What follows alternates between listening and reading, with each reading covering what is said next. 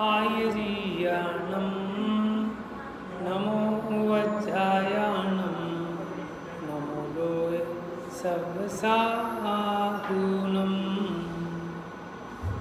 एष सुरासुरमनुषं वन्दितं धोदघायिकं मलं प्रणमामि वर्धमानं तीर्थं धम्मस्य कर्तारम्।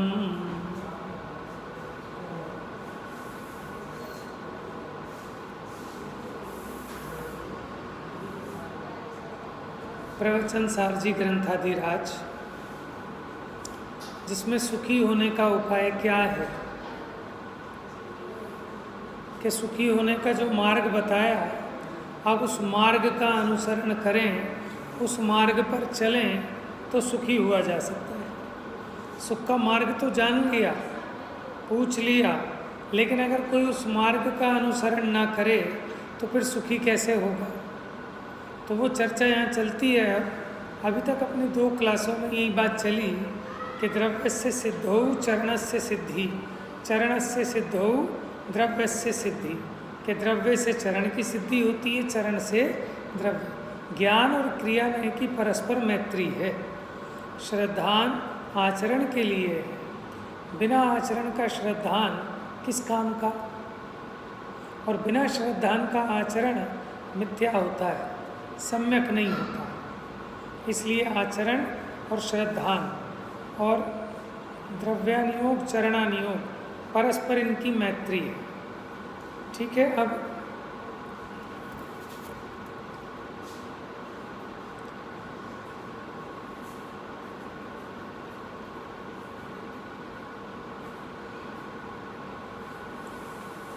देखिए,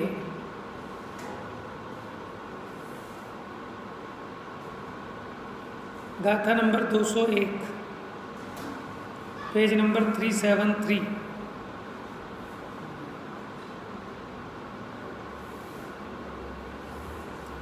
इसमें फिर से मध्य मंगलाचरण किया। क्या कहते हैं? एवं पर्णमी सिद्धे जिणवर वसहे पुनो पुनो समणे पडिवज्जदुसामण्णं जदीच्छति दुःख परिमोक्षम।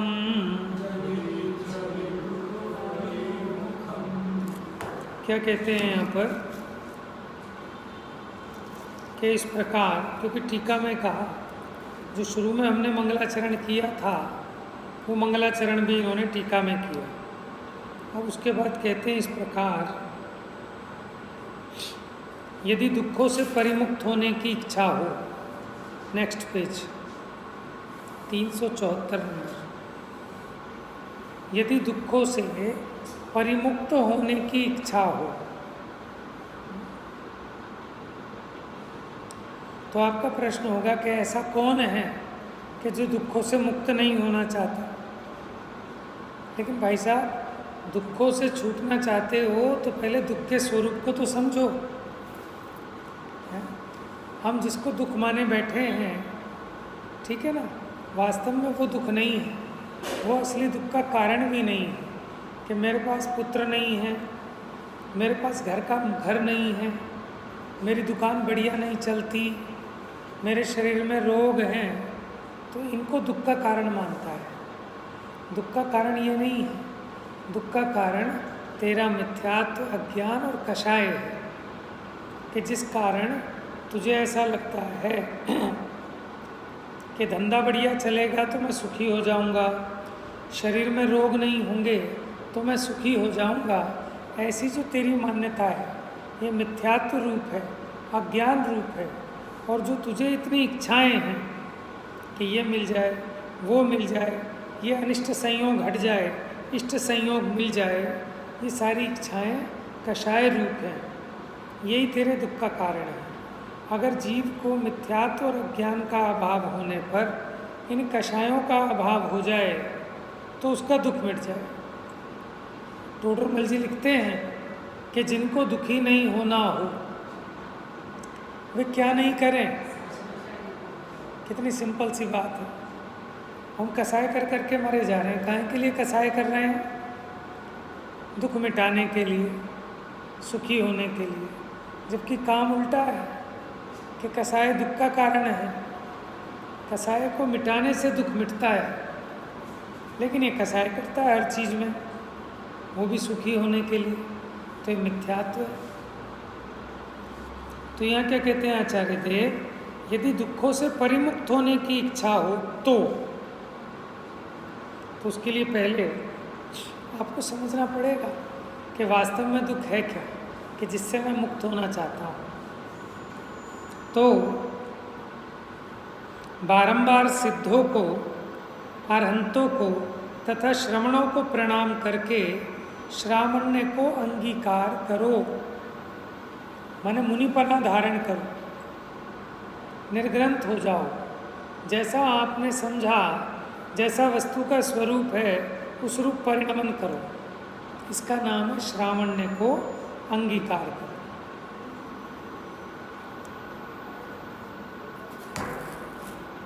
तो ये चर्चा अपनी हो गई थी। इसमें इम्पोर्टेंट बात देखो सबसे नीचे, टीका। जैसे दुखों से मुक्त होने के अर्थी मेरे आत्मा ने, अर्थी माने इच्छुक, ठीक है, विद्यार्थी जो विद्या का इच्छुक है, तो मेरे आत्मा ने अरहंत सिद्ध आचार्य उपाध्याय साधुओं को प्रणाम वंदनात्मक नमस्कार पूर्वक विशुद्ध दर्शन ज्ञान प्रधान, क्या कह रहे हैं, क्या चीज़ है ये? विशुद्ध दर्शन ज्ञान है प्रधान, जिसमें ऐसा साम्य नामक श्रामण्य, साम्य माने समता भाव, इसी का नाम चारित्र है, उसी का नाम श्रामण्यपना है। तो जब हम कह रहे हैं श्रामण्य को अंगीकार करो, इसका मतलब समता भाव को अंगीकार करो, माने मोह क्षोभ से रहित जो आत्मा का परिणाम है उसको कहते हैं समता। वही चारित्र है, वही धर्म है। समझ में आया? समता भाव का नाम धर्म है। जितनी अपनी परिणामों में समता आई उतना समझना कि उतना धर्म हुआ। हमने 10 पूजा की, हमने 10 परिक्रमा ली पहाड़ की, इससे धर्म का संबंध नहीं है।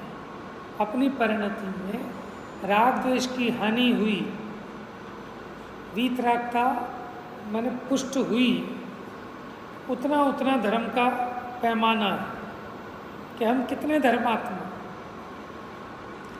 कि जितने हम रागी द्वेषी कम हैं।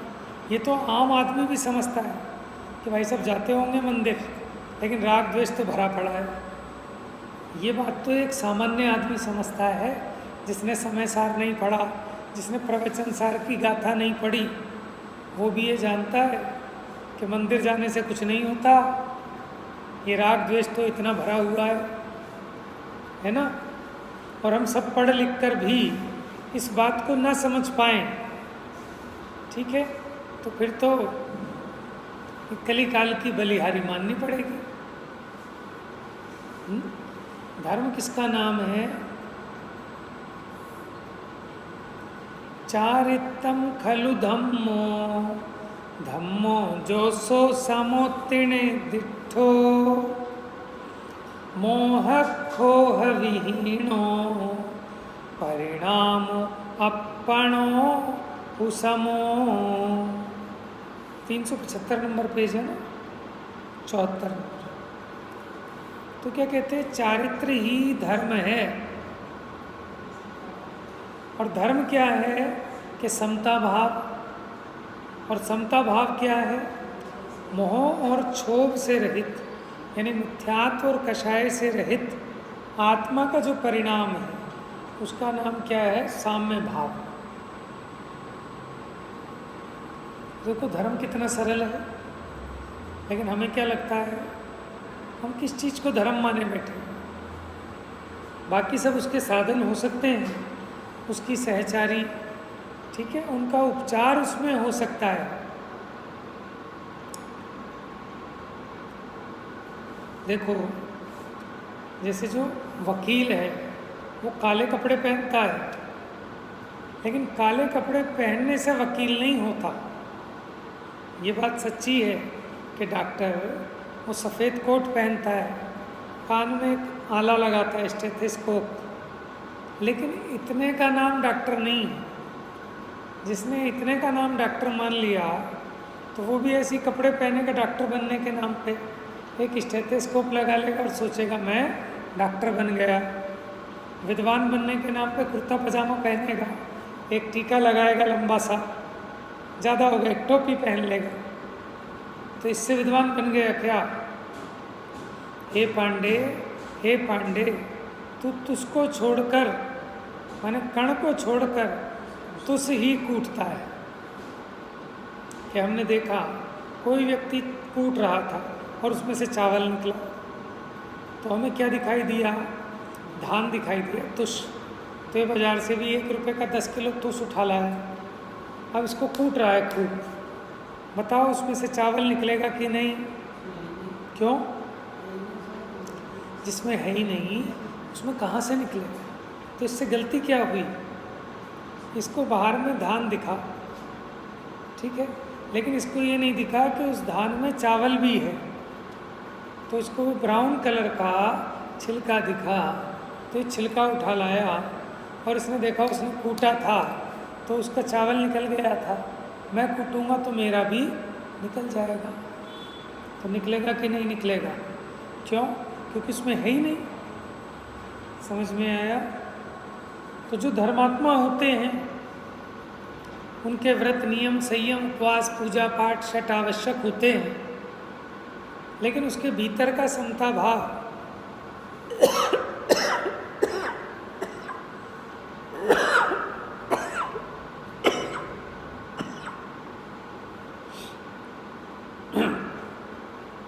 वो तो अज्ञानी को दिखाई नहीं देता। क्या दिखाई देता है? कि पूजा करता है, उपवास करता है, और वो इसी की कॉपी करने लगता है।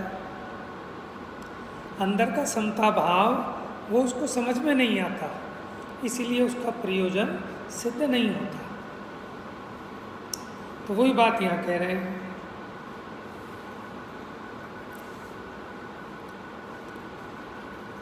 तो श्रामण्य किसका नाम है? कि बाहर में नग्नता का नाम श्रामण्य नहीं है। ये अलग बात है कि जिनको श्रमणपना होता है, जिनको साम्य भाव होता है, उनके बाहर में मुनिलिंग होता है। लेकिन कोई कोरे इस मुनिलिंग को ही श्रामण्य मान बैठे तो वो गलती पर है। बात समझ में आ रही है? तो समता भाव का नाम, जिसमें सम्यक दर्शन, सम्यक ज्ञान प्रधान है, ऐसा चारित्र, वो धर्म है। तो इस ग्रंथ में कहे हुए 2 अधिकारों की रचना द्वारा सुस्थितपन हुआ है, उसे स्वयं अंगीकार किया है। उसी प्रकार दूसरों का आत्मा भी यदि दुखों से मुक्त होने का इच्छुक हो तो उसे अंगीकार करे। किसे? कि जिसको मैंने अंगीकार किया, मैंने दवाई खाई, भाई साहब मेरा रोग मिट गया, और आप भी अगर इस दवाई को खाओ गारंटी से आपका रोग भी मिट जाएगा, कि मैं गारंटी देता हूँ इस बात की। तो देखो क्या कह रहे हैं, उस श्रामण्य को अंगीकार करने का जो यथानुभूत मार्ग है, यथानुभूत माने जैसा है वैसा, जो मैंने अनुभव किया है, उसके प्रणेता हम ये खड़े हैं। देखो कितना कॉन्फिडेंस से कह रहे हैं, अरे तुम चिंता क्यों कर रहे हो, मैं हूँ ना। किसका प्रणेता? कि इस मार्ग का, कि यही सच्चा मार्ग है। इस श्रामण्य के मार्ग को ग्रहण करने पर तुम्हारा दुख अवश्य मिटेगा, क्योंकि मेरा भी मिटा है। फिर 202 नंबर की गाथा प्रारंभ हो गई थी कि अब श्रमण होने का इच्छुक, श्रवण तो बाद में होगा, लेकिन पहले क्या क्या करता है, माने उसका पूर्वचर व्यवहार क्या है। देखिए, आपिच्छ बंधुवग्गम विमोचितो गुरुकलत्थ पुत्तेहिम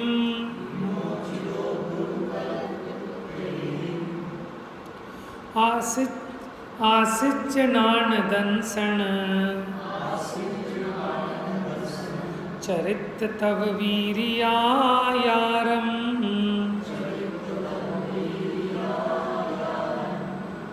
देखो, आपिच्छ बंधुवग्गम, आपिच्छ मैंने पूछ कर, अपने बंधु वर्ग से पूछ कर, विदा लेकर।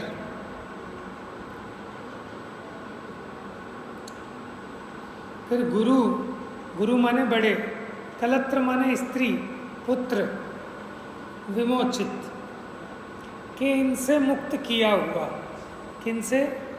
स्त्री से, पुत्र से और गुरु यानी बड़ों से मुक्त किया हुआ, ज्ञान दर्शन चारित्र तव, तव माने तप, वीरी वीर्य, आयार माने आचार, चार पंचाचार होते हैं ना, तो ज्ञानाचार, दर्शनाचार, चारित्राचार, तपाचार, वीर्याचार,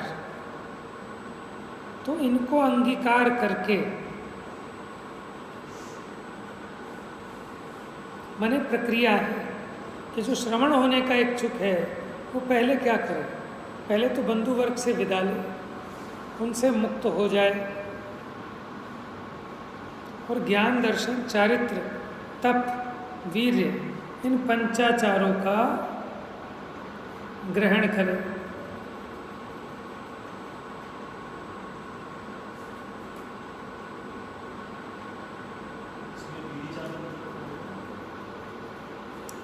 देखो, वीर्य क्या होता है?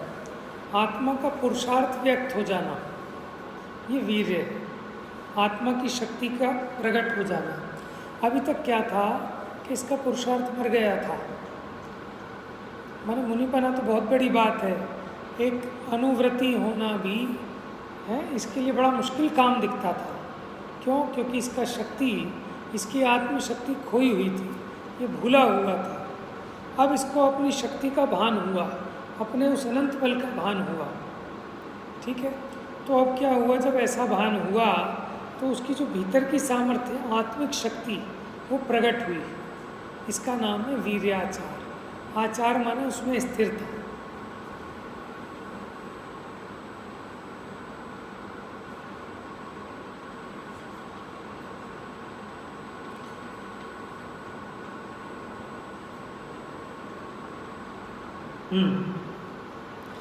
अब टीका पे चर्चा करते हैं।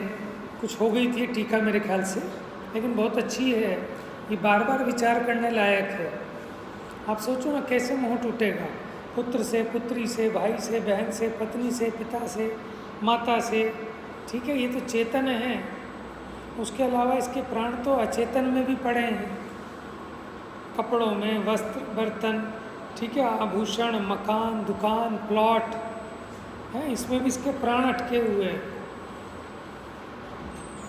तो इन सबसे कैसे छूटेगा? जो श्रवण होना चाहता है वह पहले ही बंधु वर्ग से विदा मांगता है। अब कोई कहे भाई साहब उन्होंने विदा नहीं किया तो, कि बस ये तो अपनी शल्य मिटाता है, कल को ऐसा ना हो है तो अपने को शल्य रह जाएगी कि मैं बताकर नहीं आया, मेरी ढूंढ मच रही होगी, पुलिस में रिपोर्ट करा दी होगी। ठीक है, ऐसे नाना प्रकार की, ठीक है, और देश काल लोक की मर्यादा भी है ना। तो घर वालों को बताना, और दूसरा प्रयोजन कि उनके भी परिणाम हो सकता है पलट जाए, है ना, और वो भी साथ चलने लगे। तभी तो एक अकेला व्यक्ति नहीं दीक्षा लेता था, उसके साथ कितने हजार हजार राजाओं ने दीक्षा ले ली। जब वो जाके उनको संबोधित करता है कि भाई मेरे को तो एक बहुत ही मुनाफे का व्यापार समझ में आया है, और मैं अपनी सारी पूंजी उस व्यापार में, उस शेयर में लगाने वाला हूँ। अब उसको समझाता है कि ऐसा क्यों, कि ये शेयर क्यों भागेगा, यहाँ प्रॉफिट क्यों होगा। अब वो उसको समझाता है, कदाचित सामने वाले को भी समझ में आ जाए तो वो भी कहता है मैं भी अपनी सारी पूंजी यहीं इन्वेस्ट करूँगा। बात समझ में है ना? अब देखो परिणाम पलटते हैं। आपके मन में आया कि हम तो पूजा रचाएंगे, हम तो विधान करेंगे। आपने आके कहा भैया हम तो विधान करेंगे, आपका मन हो तो देख लेना। बड़ा आनंद आता है, वो विधान बड़ा अच्छा है, हम फला पंडित जी को बुला रहे हैं, तो भैया मैं भी बैठ सकता हूँ क्या? हाँ लिख लो जी मेरा नाम भी। परिणाम पलटते हैं कि नहीं पलटते हैं? कहीं जाना हो, किसी से पूछे साहब हम शिखर जी जा रहे हैं, सुना वहाँ तो बहुत बढ़िया स्वाध्याय चल रहा है, शिविर चल रहा है, तो सुन के जीव के परिणाम पलट जाते हैं। ऐसे पापों में भी है कि मैं तो सिनेमा देखने जा रहा हूँ, चल रहे हो क्या? चलो मैं भी चलता हूँ। ठीक है, मैं तो जुआ खेलने जा रहा हूँ, चला जा, बड़ा मज़ा आता है, तो वो भी लग जाता है जीव। तो संगति का इतना प्रभाव होता है ना? देखो बुद्धिपूर्वक हमको ऐसी संगति मिलानी चाहिए किसी भी कीमत पर, कितना ही मर पच कर भी ऐसी संगति मिलानी चाहिए। माने अमूल्य है। माने 1 घंटा हमें कोई त्यागी, संयमी, ज्ञानी पुरुष का समागम मिलता हो और हमारा लाख रुपए का नुकसान होता हो तो भी घाटे का सौदा नहीं है। समझ में आया? जब तू 1 घंटे में लाख कमा सकता है, बाकी 8 घंटे में कमाना, जो मंदिर का समय है उसको उसमें नहीं लगाना चाहिए, उससे महापाप बनता है। जैसे अन्य क्षेत्रे कृतम पापम धर्म क्षेत्रे विनिश्यति, उसी प्रकार अन्य काले कृतम पापम धर्म काले विनिश्यति, और धर्म काले कृतम पापम वज्रलेपो भविष्यति। आपको पता है सुबह का समय पूजा पाठ का है, स्वाध्याय का है, आप उस समय दुकान खोल के बैठ जाएं और कोई आलतू फालतू काम लेके बैठ जाए, घर की सफाई लेके बैठ जाए, तो आपको बहुत तीव्र पाप बंधेगा। क्यों? आप अन्य टाइम में करते हैं ना अपना काम, लेकिन वो पूजा के काल को आपने विषय भोग के काल में लगाया। बीज राग फल भोग वे जो किसान जगमाही, त्यों चक्री नृप सुख भरे धर्म विसारे नहीं। अष्टमी चौदस को भले ही कितना भोगी हो, लेकिन अष्टमी चौदस को उसकी रानियाँ भी कैसी हो जाती है? आरिकाओं की तरह, सफ़ेद साड़ी में। समझ में आया? तो जो धर्म का काल है, धर्म का क्षेत्र है, उसका मिसयूज़ नहीं करना।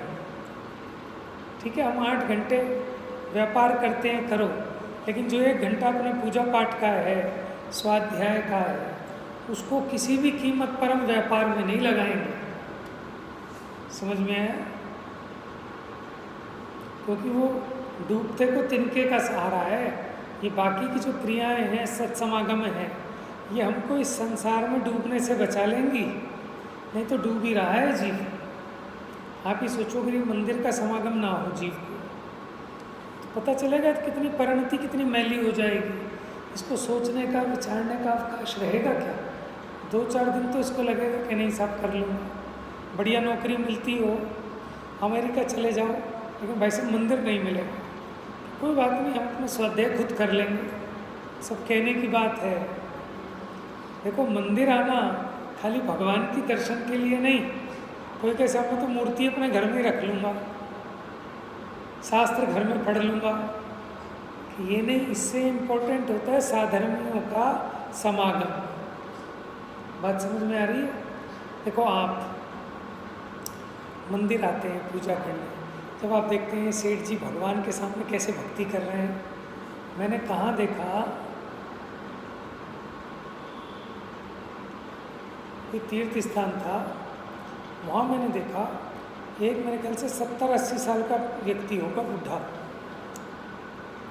और पूजा कर रहा है, और माने एक एक अर्घ पर, एक एक छंद पर पूरा ढंग से झुकता है, धोख देता है, फिर उठता है, पूरा। माने हमें तो जरा से झुकने में परेशानी लगती है, माने इतने भाव के साथ। अब उसको देख के अपने को भी कितना बहुमान आता है। एक आदमी को देखा, करीब 50-60 साल का, अकेला पूजा कर रहा और पूरे संगीत का पूरा अकेला, बढ़िया से देखो अकेला पूरी भक्ति से सिंगर बदलो, अंदर पाठ चल रहा है, देखा तो अकेला बंदा। तो आप देखो, खाली प्रतिमा के दर्शन नहीं है, ऐसे जीवों को देखकर भी अपने परिणाम उछलते हैं कि नहीं उछलते, परिणाम पलटते हैं कि नहीं पलटते। हम किसी को स्वाध्याय करता देखते हैं तो हमारे परिणाम होने लगते हैं, कौन सा ग्रंथ पढ़ रहे हैं, क्या आ रहा है इसमें, हम भी पढ़ेंगे, हमें भी बताओ, हमें भी सुनाओ। पलटते हैं कि नहीं पलटते। तो इसलिए साधर्मियों का समागम बहुत इम्पोर्टेंट है, समझ में, क्योंकि इस कली काल में चर्चा ही चाहिए। अब वो कैसे करें, क्योंकि अकेले में तो जीव करता नहीं, एक दिन करेगा, 2 दिन, फिर प्रमाद हो जाएगा। इसलिए बुद्धिपूर्वक ऐसे संयोग बना के रखना। और इसीलिए जैनी लोग मंदिरों के आसपास जगह के रेट बढ़ा देते हैं। क्यों बढ़ जाते हैं? हर एक जैनी की पहली शर्त ये है कि साहब हमें मंदिर चाहिए, मंदिर के पास चाहिए। और आजकल तो बिल्डर भी अपने रेट बढ़ाने के लिए ना, जहाँ अपनी कॉलोनी काटते हैं सबसे पहले एक मंदिर बना देते हैं वहाँ कि तुरंत बिक जाएंगे। तो सदाशिव दास जी ने भी लिखा है कि जो जिन मंदिर का निर्माण करता है वो बहुत महान पुण्य का काम करता है, क्योंकि इसी के आधार से धर्म की परंपरा चलती है। कितने जीव सामायिक करेंगे, प्रतिक्रमण करेंगे, स्वाध्याय करेंगे, पूजा पाठ करके अपने परिणामों को उज्जवल करेंगे, अपने नर भव को सफल करेंगे। तो जिसने एक जिन मंदिर बनाया उसने कितना बड़ा काम किया, समझ में है?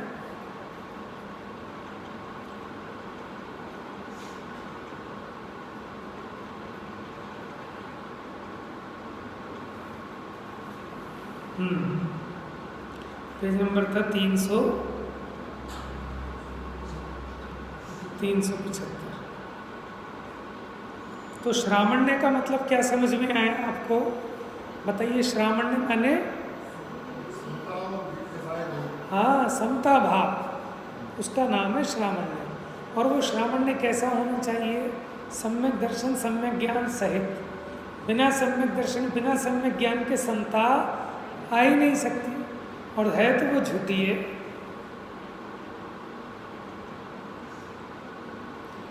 तो क्या कहते हैं कि हमने स्वयं अंगीकार किया है, उसी प्रकार दूसरों का आत्मा भी यदि दुखों से मुक्त होने का इच्छुक हो तो उसे अंगीकार करे। किसको किसको अंगीकार करे?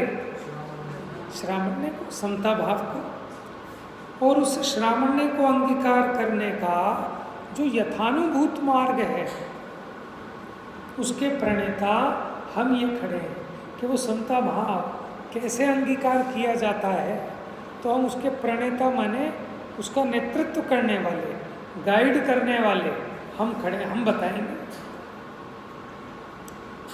गाथा 202 में बताया कि जो श्रवण होना चाहता है, टीका, वह पहले ही बंधु वर्ग से विदा मांगता है, गुरुजनों से, स्त्री और पुत्रों से अपने को छुड़ाता है। ज्ञानाचार, दर्शनाचार, चारित्राचार, तपाचार और वीर्याचार को अंगीकार करता है। किस प्रकार? बंधु वर्ग से इस प्रकार विदा लेता है, क्या कहता है? अहो, इस पुरुष के शरीर के बंधु वर्ग में प्रवर्तमान आत्माओं, ठीक है, देखो, इस पुरुष के शरीर के बंधु वर्ग में प्रवर्तमान आत्माओं कि तुम इस आत्मा के मित्र नहीं थे, तुम इस शरीर के हितैषी थे। तो इस शरीर के बंधु वर्ग में प्रवर्तमान आत्मा, तो तुम बंधु वर्ग नहीं हो, ठीक है, तुम तो आत्मा हो। तो उस आत्मा को संबोधन कर रहे हैं। इस पुरुष का आत्मा किंचित मात्र भी तुम्हारा नहीं है, इस प्रकार तुम निश्चय से जानो, इसलिए मैं तुमसे विदा लेता हूँ। देखो कि मैं आपका नहीं हूँ ऐसा जानकर उसका त्याग किया जाता है। प्रत्याख्यान कैसे होता है कि ये मेरा नहीं है, ऐसा जानकर उसका प्रत्याख्यान होता है कि ये मेरा है और मैं इसको छोड़ता हूँ, ये सच्चा त्याग नहीं है। समझे? सच्चा त्याग क्या है?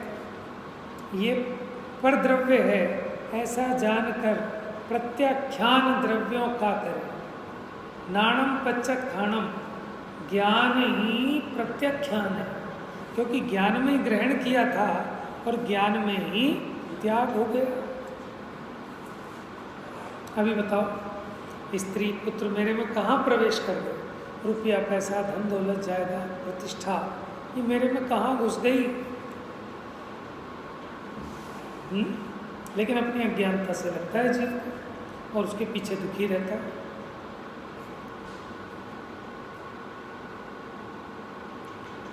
हाँ,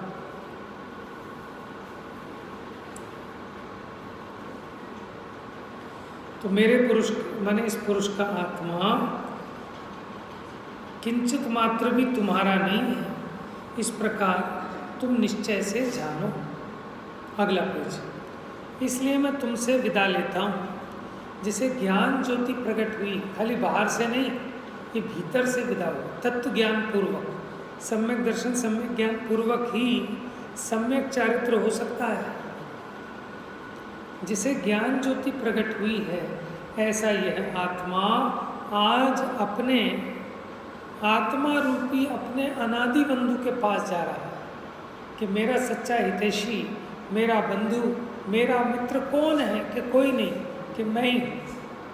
तो ऐसे मैं स्वयं अपनी शरण में जाता हूँ। अहो, अभी तो बंधु वर्ग से विदा लिया। अहो, इस पुरुष के शरीर के जनक के आत्मा, के जनक कौन है? कि वो आत्मा नहीं, उस आत्मा का शरीर, वो इस शरीर का जनक है। समझ में आ रही? इस शरीर की उत्पत्ति माता पिता के शरीर से हुई है, उनके आत्मा से नहीं हुई। तो अपना भी भेद विज्ञान कि मैं शरीर से भिन्न आत्मा हूँ, और ये जो जनक हैं, ये जो जननी है, ये शरीर की जननी नहीं है, वो तो इनका शरीर, वो इस शरीर का जनक होवे। तो इसलिए शरीर के जनक में, ठीक है, यानी उसमें प्रवर्तमान आत्मा। अहो, इस पुरुष के शरीर के जनक के आत्मा, जनक कहते जनने वाले को, पिता। अहो, इस पुरुष के शरीर की जननी के आत्मा, मैंने देखो जो खुद को आत्मा देखना जानता है, वही दूसरे को भी आत्मा देख सकता है। इस पुरुष का आत्मा तुम्हारे द्वारा जनित नहीं है, माने मेरे आत्मा की उत्पत्ति आपके द्वारा नहीं हुई, ऐसा तुम निश्चय से जानो। इसलिए तुम इस आत्मा को छोड़ो। आत्मा को छोड़ो माने क्या? उन्होंने मेरे आत्मा को पकड़ रखा है, श्रद्धान में, ज्ञान में अपना मान रहे हैं, इसलिए दुखी हो रहे हैं। और जब उन्हें समझ में आ जाएगा अरे सच में कौन हमारा पुत्र है, तो उनका मोह टूट जाएगा, वो दुखी भी नहीं होंगे।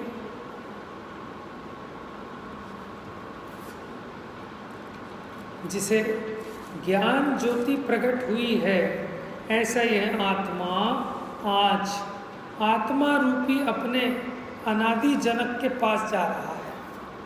कि मेरा जनक कौन? कि मेरा आत्मा। तो ये आत्मा अपने अनादि जनक के पास जा रहा है, मैं अपने आत्मा की शरण में जा रहा हूँ। अहो, इस पुरुष के शरीर की रमणी के आत्मा, तू इस पुरुष के आत्मा को रमण नहीं कराता, ऐसा तू निश्चय से जान।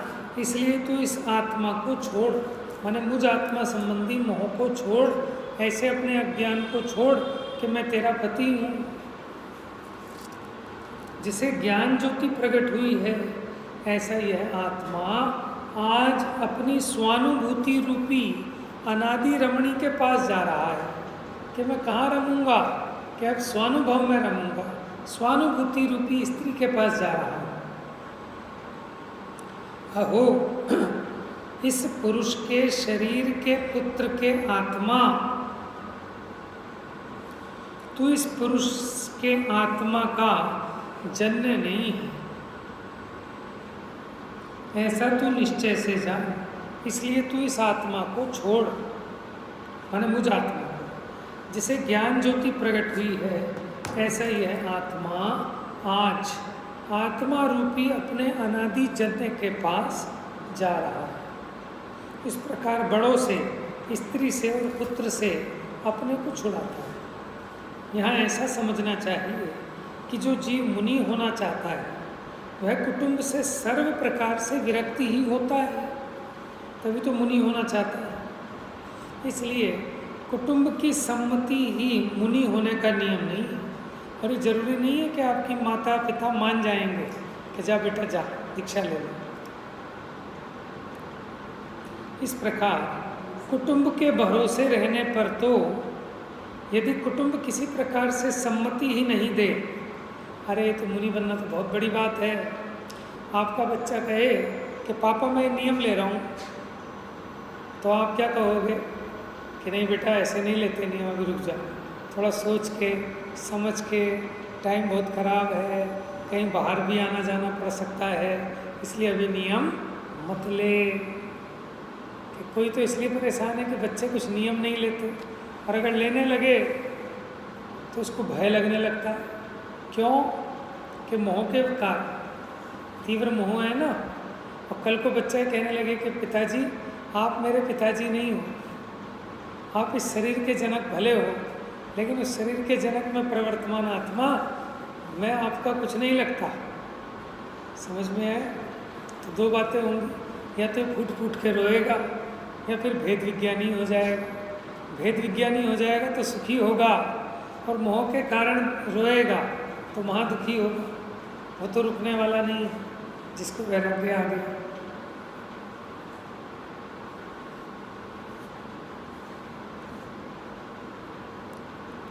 तो कहते हैं इसलिए कुटुंब की सम्मति से ही मुनि होने का नियम नहीं है। हाँ, अरे किसकी माँ ने सम्मति दे दी होगी? साक्षात तीर्थंकर भी जब गए होंगे, उनकी माँ भी खूब रोई चिल्लाई होंगी, है कि नहीं? पढ़ने में आया कहीं पुराण आदि में, रोई थी क्या तीर्थंकर की माता?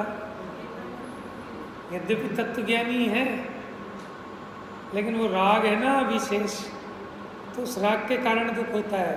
भीतर में समझाती भी हैं कि ये तो सुख का मार्ग है, इस मार्ग पे तो सबको चलने लायक है।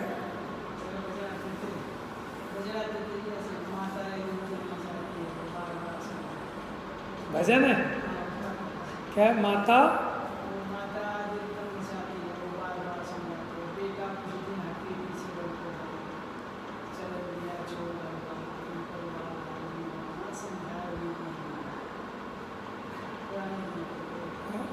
अज्ञानी ज्ञानी को समझाता है, ज्ञानी अज्ञानी को समझाता है, लेकिन ज्ञानी अज्ञानी को समझाता है, लेकिन ये समझ ही जाएगा ऐसा उसको दुराग्रह नहीं होता, इसलिए वो दुखी भी नहीं होता। और अज्ञानी ज्ञानी को समझाता है कि भैया वहाँ बड़े जंगल में दुख है, यहीं आनंद है, कहाँ जा रहे हैं? लेकिन ये कसाई हो जाता है, इसकी नहीं माने तो उसको मारने पर उतर आता है। कौन? सुकौशल मुनि की माता मरकर सियालनी बनी, और जिस पुत्र के मुँह में प्राण छोड़े थे उसी पुत्र को उसका मांस फाड़ फाड़ के खा लिया। कसाई की तीव्रता ऐसी हो जाती है ना अज्ञानी। बच्चा है, आपकी बात नहीं माने, आपने कहा बेटा खाना खा ले, खाना खा ले, नहीं खाए तो आप उसको दो चाटे मारते। कि चाटे क्यों मार रहे हो? कि अज्ञानी अपनी कसाई से दुखी है, उस माँ को कसाई बन जाती है कि मेरी बात कैसे नहीं मानी। कि बच्चे ने खाना नहीं खाया तो पहले दुखी है, तुम दो चाटे और कैसे मार रही हो, कैसी माँ हो? तो सब कहने की बात है कि सब अपनी अपनी कसाई का पोषण कर रहे हैं। माँ की कसाई की पूर्ति ना हो तो वो बच्चे का खून भी कर दे, और बच्चे ने तो कर ही दिया माता पिता का खून। ऐसी न्यूज़ आई थी कोई पीछे।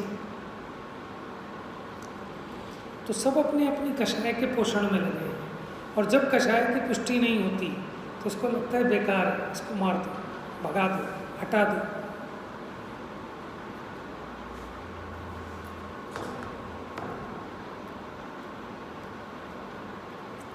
इसलिए जिसे ज्ञान ज्योति प्रकट हुई है, ऐसा यह आत्मा आज आत्मा रूपी अपने अनादि जन्य के पास जा रहा है।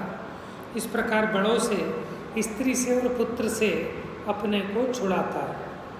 यहाँ ऐसा समझना अच्छा कि जो जीव मुनि होना चाहता है वो कुटुंब से सब प्रकार से विरक्ति ही होता है, इसलिए कुटुंब की सम्मति से मुनि होने का नियम नहीं है। और ऐसे कुटुंब के भरोसे रहने पर तो यदि कुटुंब किसी प्रकार से सम्मति नहीं दे तो मुनि ही नहीं हुआ जा सकेगा। इस प्रकार कुटुंब को सम्मत करके ही मुनित्व के धारण करने का नियम न होने पर भी कुछ जीवों के मुनि होने से पूर्व वैराग्य के कारण कुटुंब को समझाने की भावना से पूर्वोक्त प्रकार के वचन निकलते हैं। अभी उसको थोड़ा बहुत राग शेष है कि ये भी इस मार्ग पे लग जाए।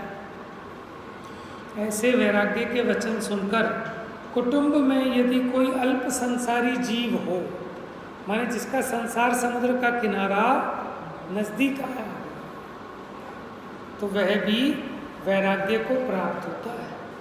तो इतनी चर्चा अपनी पहले चल चुकी थी,